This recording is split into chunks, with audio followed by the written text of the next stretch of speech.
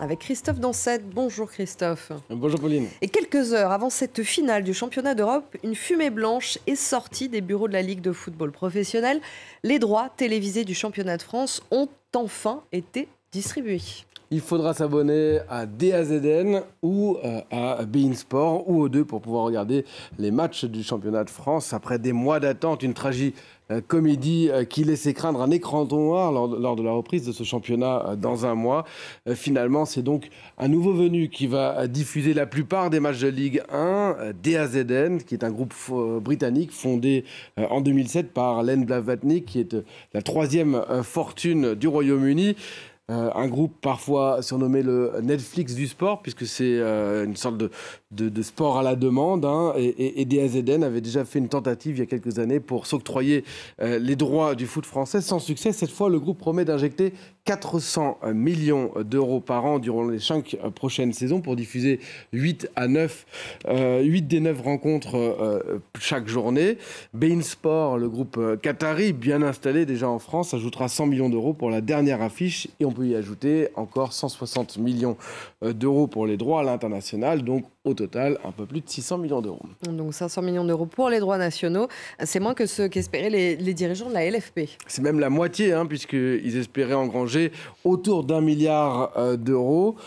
Cette fois-ci, ce sera même 30% de moins que l'année dernière. La Ligue 1 se vend également moins cher que la plupart des autres championnats de nos voisins, surtout la Première Ligue qui se négocie. Nous, c'est 640 millions d'euros quand on ajoute les droits internationaux. Du côté du Royaume de l'Angleterre, c'est 4 milliards d'euros. La Liga, championnat espagnol. On en est loin. On en est très très loin, ouais. La Liga, championnat espagnol, c'est là aussi plus de 2 milliards d'euros. Et la Bundesliga, un peu plus d'1 milliard d'euros.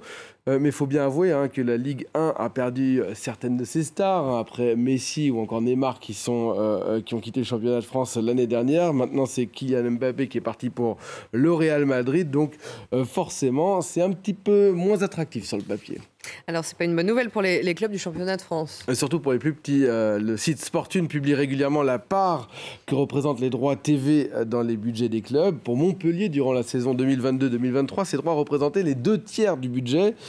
Et même pour Marseille ou pour Lyon, c'est autour de 40%. Le PSG, qui lui vend beaucoup plus de maillots, dépend peut-être un petit peu moins de la diffusion à la télé, même si c'est le club qui touche le plus. En tout cas, une baisse de 30% de ses droits risque d'avoir un impact notamment sur les recrutements. Et en plus, ce marché des transferts, il est resté assez calme. Oui, tous les clubs attendant justement de quel budget ils allaient disposer, attendant justement ces droits télé. Même le PSG est resté très en retrait jusqu'à présent. Et là, avec moins de sous, ce sera peut-être plus difficile de faire venir des grosses pointures, ce qui risque de faire perdre un certain attrait au championnat français et donc de convaincre peut-être les spectateurs de payer une trentaine d'euros par mois. Le prix n'est pas encore tout à fait connu pour ce championnat. À voir donc si DAZN s'y retrouvera à la fin financièrement. En tout cas, les dirigeants des clubs, eux, prennent les devants. Ils sont en train de négocier une éventuelle clause de sortie si DAZN devait abandonner, histoire de ne pas se répéter les erreurs d'il y a 4 ans lorsqu'un groupe espagnol, le groupe Mediapro, s'était retiré en plein championnat après avoir pourtant promis près d'1 milliard d'euros, un épisode qui avait conduit les clubs du foot français au bord du gouffre financier. Merci beaucoup Christophe, c'était l'info écho.